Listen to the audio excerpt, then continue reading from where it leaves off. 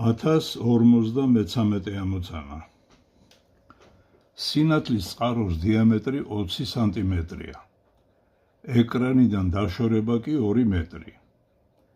ეკრანიდან რა უმცირეს მანძილზე უნდა მოვათავსოთ 8 სანტიმეტრი დიამეტრის ბურთი, რომ ეკრანზე მივიღოთ არა ჩრდილი, არამედ ნახევარჩრდილი. სინათლის წყაროსა და ბურთის ცენტრებზე გამავალი წრფე ეკრანის სიბრტყის მართვია. ჩავწეროთ მოცემულობა. ესე იგი, სინათლის წყაროს დიამეტრი დიდით ავღნიშნოთ. ეს არის 20 სანტიმეტრი. მანძილი სინათლის წყაროსა და ეკრანს შორის არის 2 მეტრი. და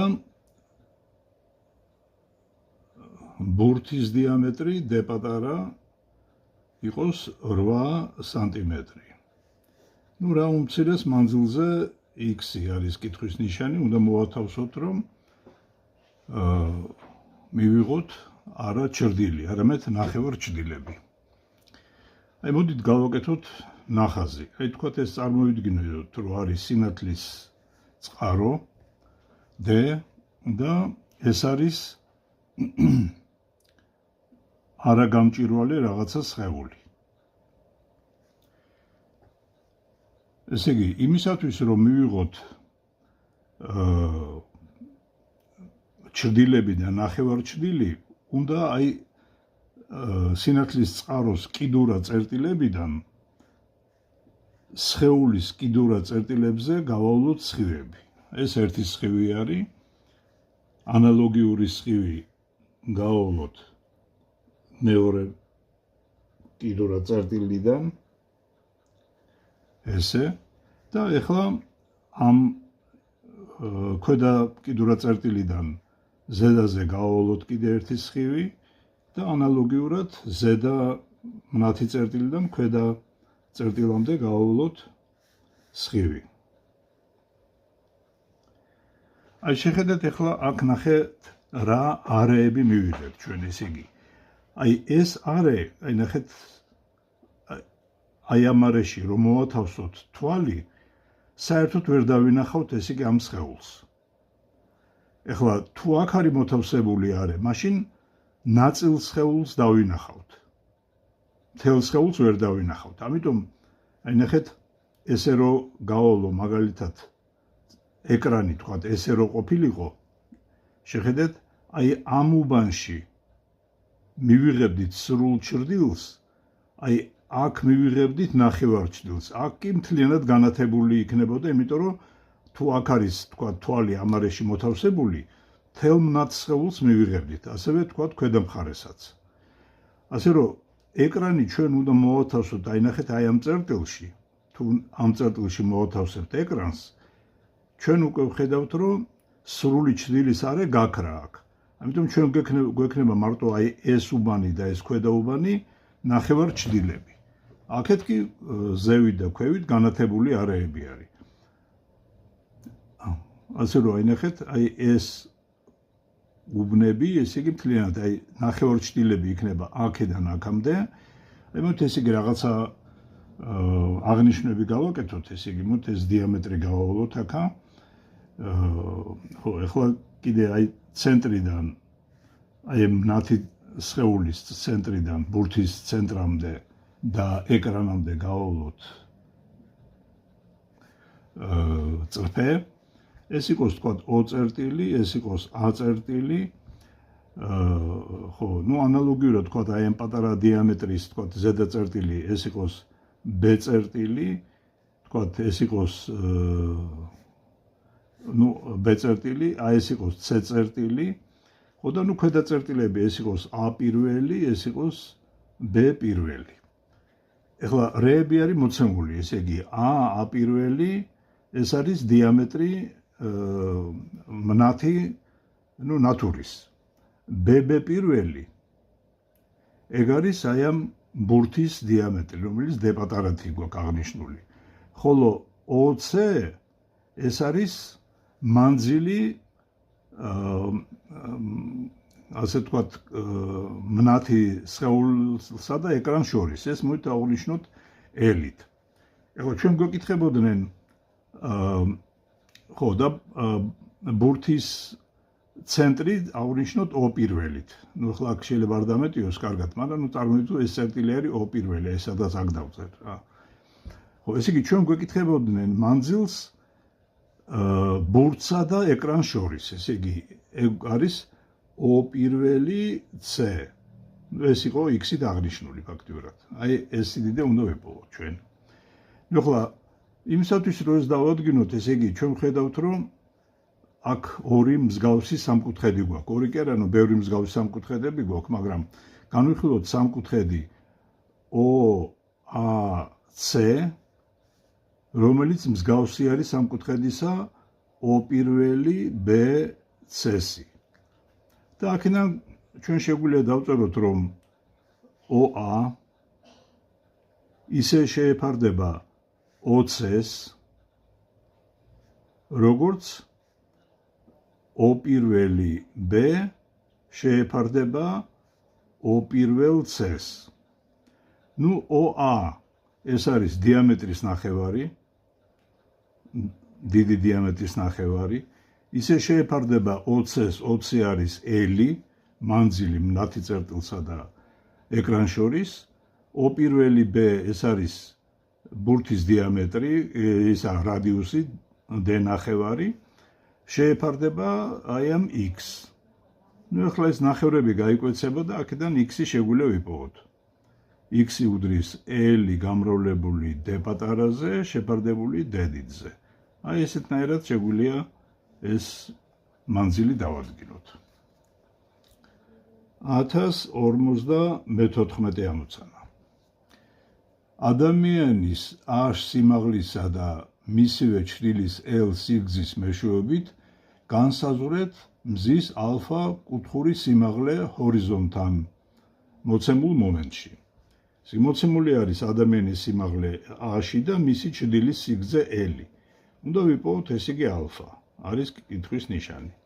ნუ წარმოვიდგინოთ, რომ ეს არის დედამიწის ზედაპირი. ეს არის თქვათ ადამიანის სიმაღლე, ნუ ეს ადამიანი არის, ესე იგი წარმოვიდგინოთ ესეთნაირად. და თქვათ მზე მარცხნიდან არის და მზის სხივები ვიცით რომ პარალელურად ეცემა. სხივები ერთმანეთის მიმართ პარალელური არის, ესე იგი. აი ეს არის A-ში ამ ადამიანის სიმაღლე, აი ეს მონაკვეთი არის L, ჩრდილის სიგრძე. და აი ამ კუთხეს გთხოვენ ალფა. ნუ პირდაპირ ესე იგი მართკუთხა სამკუთხედი არის და ტანგენს ალფა ეს არის A-ში შეფარდებული L-თან. აი აქედან ალფას ვიპოვით. ალფა არის არქტანგენს A-ში შეფარდებული L-თან. 1055 ამოცანა. რა სიმაღლეზეა ნატურა მაგიდის ჰორიზონტალური ზედაპირიდან თუ მაგიდაზე ვერტიკალურად დაყენებული 15 სანტიმეტრის სიგრძის ფანქარი 10 სანტიმეტრ სიგრძის ჩრდილს იძლევა. ნატურას ცენტრიდან მაგიდის ზედაპირამდე დაშვებული მართობისა და ფანქრის ფუძის შორის მანძილი 90 სანტიმეტრია. ასეთი მეთოდით გაზომეთ მანძილი ეატაკიდან ნებისმიერ ნატურამდე. ნუ ცდას არ ჩავატარებთ, ესე იგი მივხედოთ ამოცანას. ესე იგი ფანქრის სიგრძე, ნუ A-ში დავნიშნოთ, ესე იგი A-ში არის 15 სანტიმეტრი.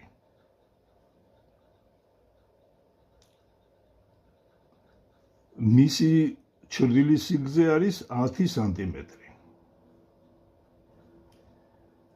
ხოლო მანძილი ნატურასა და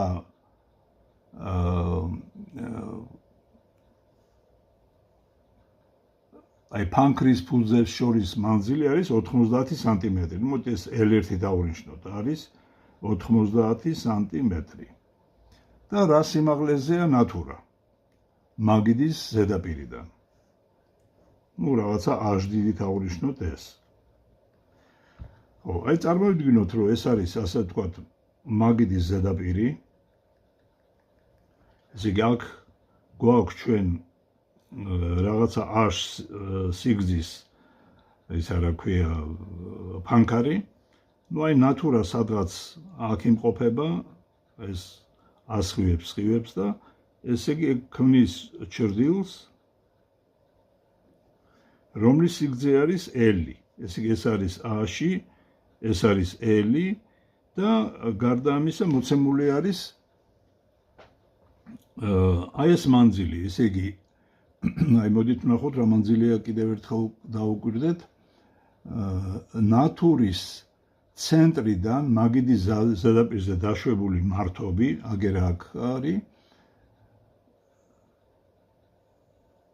და ფანქრის ფუძეს შორის. აი ეს მანძილი არის L1.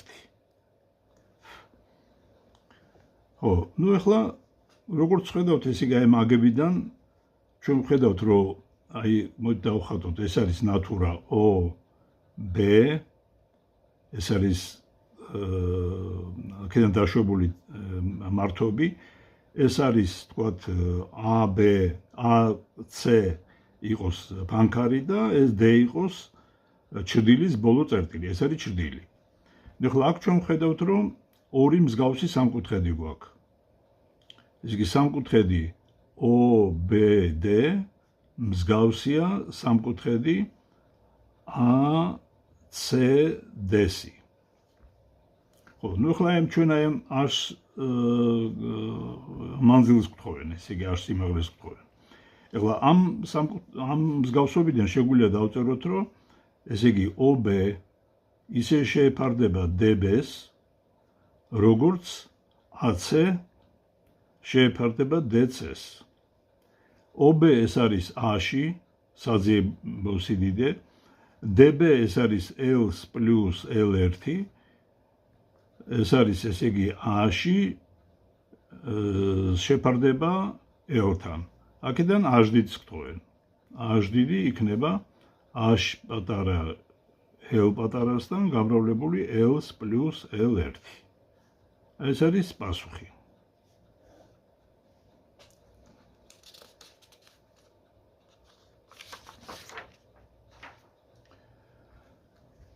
ათას 56.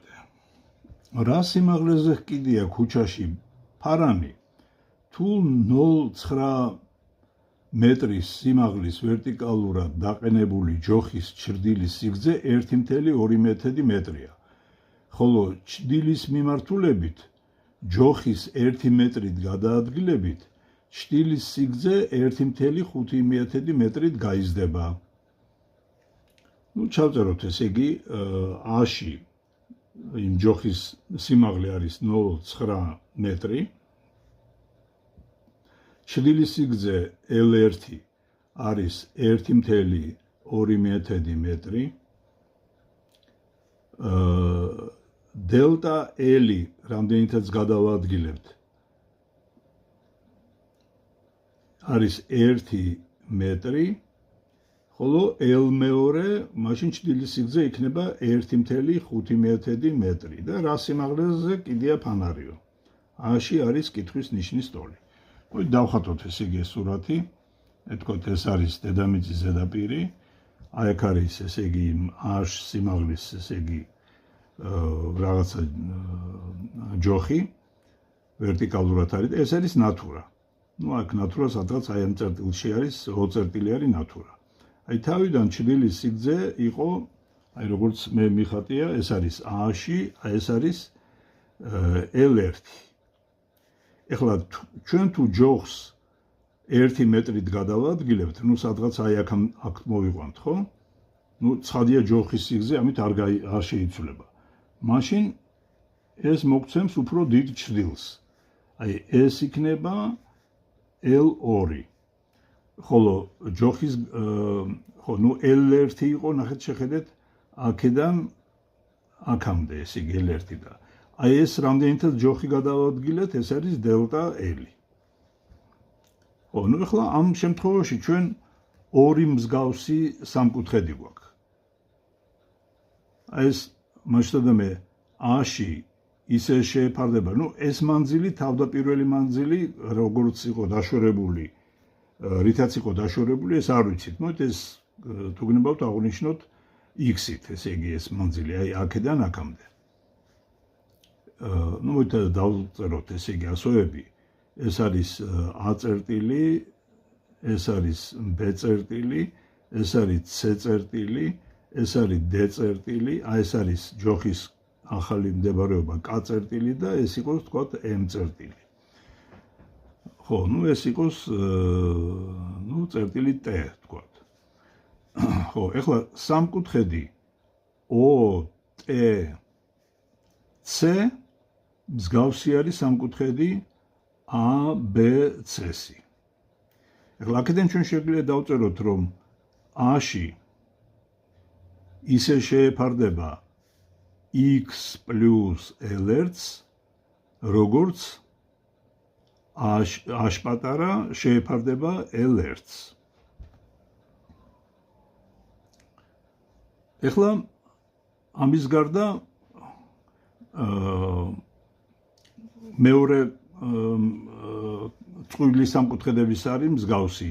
სამკუთხედი OTM მსგავსი არის სამკუთხედისა, ხო აქ სამკუთხედის ნიშანი გამორჩა, სამკუთხედი DKM-ის. ეხლა აქედან შეგვიძლია დავწეროთ, რომ A-ში დიდი ისე შეეფარდება, ნახეთ ეხლა აქედან აქამდე მანძილი, ეს არის x plus delta L plus L2. აქ არის A-ში შეფარდებული L2-თან. ხო, ეხლა ეს უნდა ამოხსნათ, ესე იგი ეხლა აქედან ჩვენ A-ს ვკთხოვენ, ესე იგი მოდით მოიქცეთ ესეთნაირად, რომ x plus L1 აქედან ვიპოვოთ, x plus L1 იქნება A-ში L1 შეფარდებული A-ში პატარაზე, ხოლო აქედან x plus delta L plus L2 ეს არის A-ში L2 იგივე A-ზე. მოდით ქვედა ტოლობას გამოვაკლოთ ზედა. ესე იგი x-ები გაიკვეცება, გვექნება delta L plus L2 minus L1 იქნება A-ში L2 A-ზე minus A-ში L1 A-ში პატარაზე. აქედან A-ში შეგვიძლია გავიტანოთ წყილებს გარეთ. ესე იგი delta L plus L2 minus L1 არის A-ში L2 minus L1 შეფარდებული A-ში პატარაზე. აქედან A-ში დიდი შეგვიძლია ვიპოვოთ. A-ში დიდი იქნება delta L plus L2 minus L1 ეს გამრავლებული A-ზე შეფარდებული L2 minus L1. ეს იქნება პასუხი. შემდეგი ამოცანა 1057. მართკუთხა ფორმის ფანჯრის სიგანეა 1.2 მეტრი. სიმაღლე კი 2 მეტრი. რომელი გეომეტრიული ფიგურის ფორმა იქნება მზის სხივებით განათებულ იატაკის ნაწილს? რა ფორმა ექნება? რა პირობებში იქნება იატაკის განათებული ნაწილი კვადრატის ფორმის? მზის სხივები ჩავთვალეთ პარალელურადო. წარმოვიდგინოთ, რომ ესე იგი ახლა ეგ სიმარტივისათვის თქვა ეს არის ფანჯარა.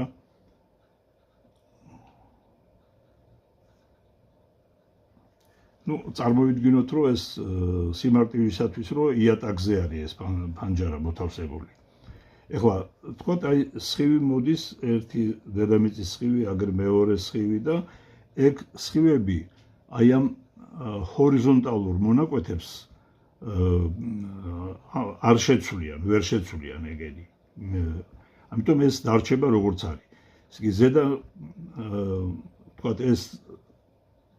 ეს წამოვა თქვათ აქ, ეს წამოვა აი ეგერ აქ, ხო და ნუ გვექნება ჩვენ ეგეთი რამე, ესე იგი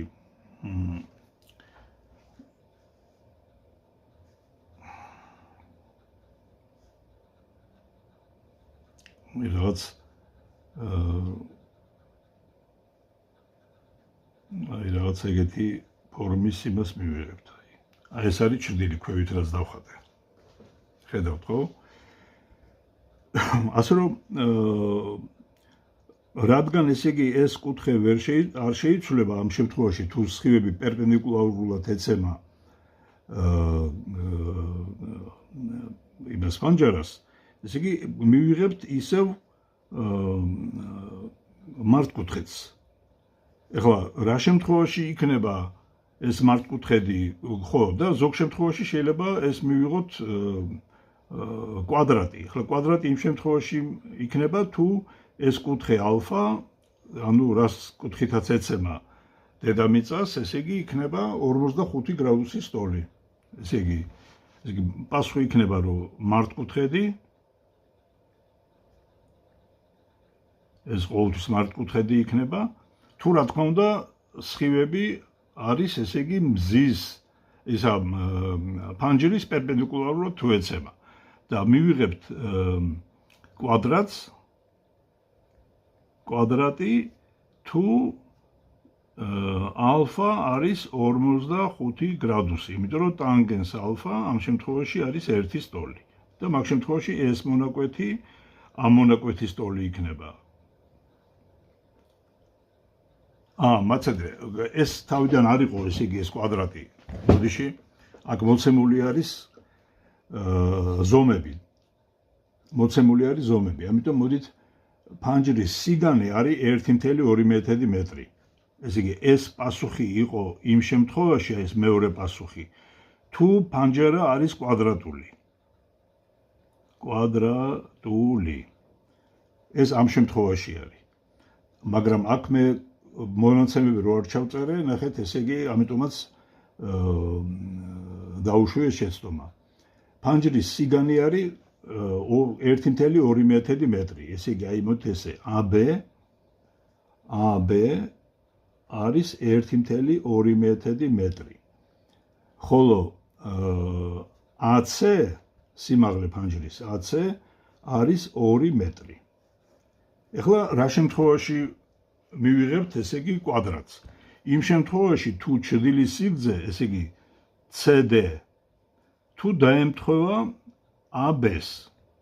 ესე იგი CD რო დაემთხვეს AB-ს, ამისათვის ტანგენს ალფა, აი ალფა უნდა იყოს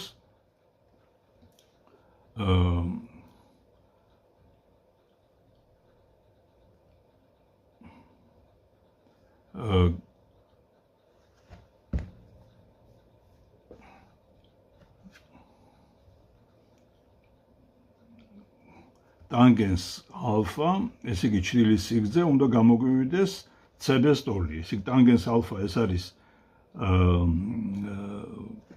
AC შეფარდებული CD-სთან და ესე იგი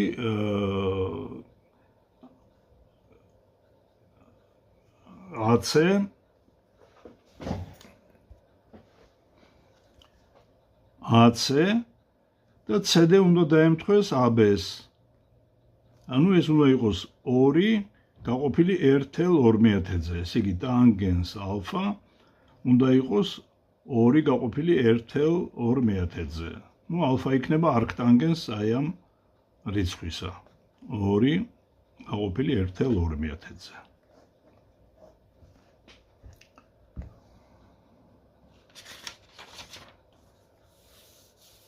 კარგით.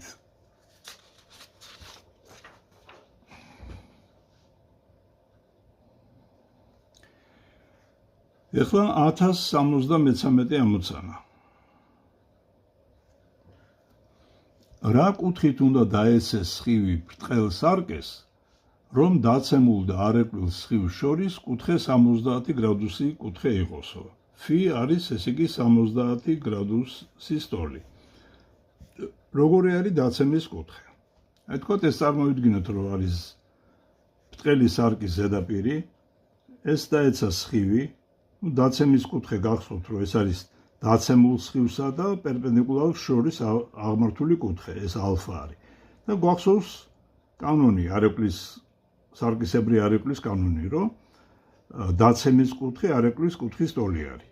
ჩვენ მოცემული გვაქვს, რომ φ არის 70 გრადუსი, მეორე მხრივ ეს ალფა არის და ესეც ალფა არის, ასე რომ φ ეს არის 2 ალფას ტოლი, ანუ ალფა უნდა იყოს φ-ის ნახევარი.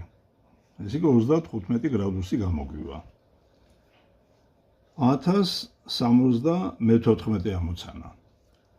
როგორ უნდა მოვათავსოთ ბრტყელი სარკე, ეს საზეპირო არის, ესე იგი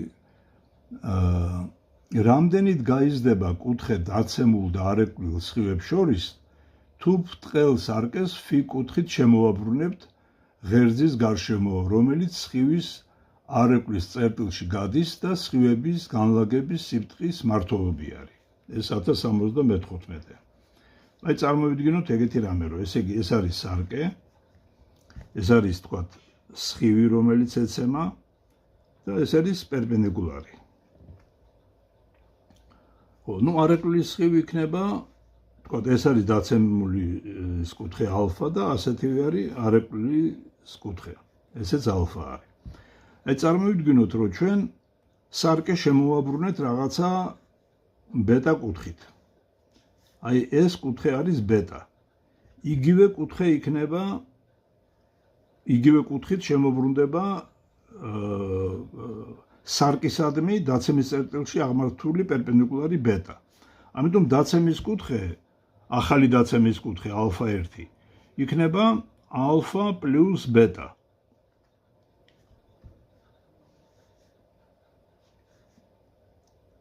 და ეხლა არეკლის სხივი იქნება, აი ესე იგი, აი ეს იქნება არეკლილი კუთხე, ისიც ალფა 1-ის ტოლი არის, ალფა 1 იქნება თქვათ ალფა პლუს ბეტა. და რამდენით შემოტრიალდებაო არეკლის სხივიო. აი ეს კუთხე რისი ტოლი არის.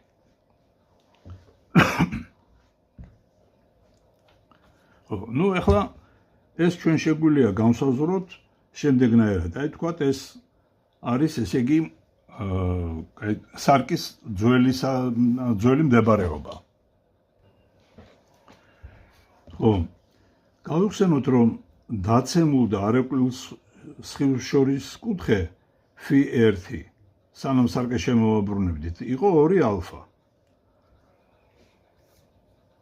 იმის მერე როცა შემოვაბრუნეთ დაცემულ და არეკლილ სხივს შორის კუთხე φ2 იქნება ორჯერ დაცემული კუთხე, ორჯერ ალფა პლუს ბეტა.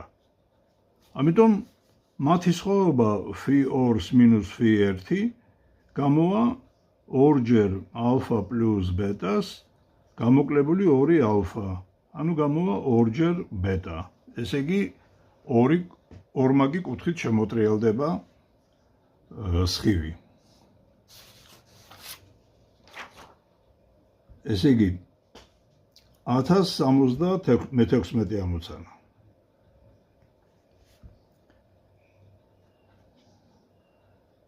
დახაზეთ ორი ურთიერთმართობი AO და OB სარკე. OB სარკეზე დაცემული CD სხივი და სხივის შემდგომ სulis DE და EF მიმართულებები. დაამტკიცეთ, რომ EF სხივი CD-ს პარალელურია CD სხივის ნებისმიერი კუთხის დაცემისას. ნუ მოდით ჯობია სურათი გავაკეთოთ. ესე იგი, თქვათ ეს არის ერთი სარკე AO და ეს არის OB სარკე.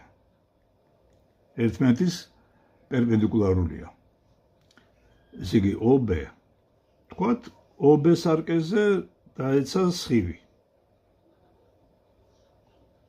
თქვათ ეს არის CD სხივი. ეხლა აქ მოხდება არეკლა, ეს კუთხე ცხადი ამ კუთხის ტოლია დაეცემა ეს არეკვლის სხივი წამოვა დაეცევა AD სარკეს, აქაც პერპენდიკულარი უნდა აღმართოთ და აქედან აირეკლება ეს სხივი. ეს არის თქვათ E წერტილი, ეს არის F-ი. აი ჩვენ უნდა დავამტკიცოთ, რომ CD EF-ის პარალელური არის ნებისმიერი ალფა კუთხის შემთხვევაში. ეხლა თქვათ ეს არის ალფა კუთხე არის დაცემის კუთხე. ისე იგი ჩვენ თუ ვაჩვენებთ, რომ აი ეს კუთხე EFA აი ესეც ალფა სტოლი იქნება, მაშინ ესე იგი დამტკიცებული იქნება, ესე იგი.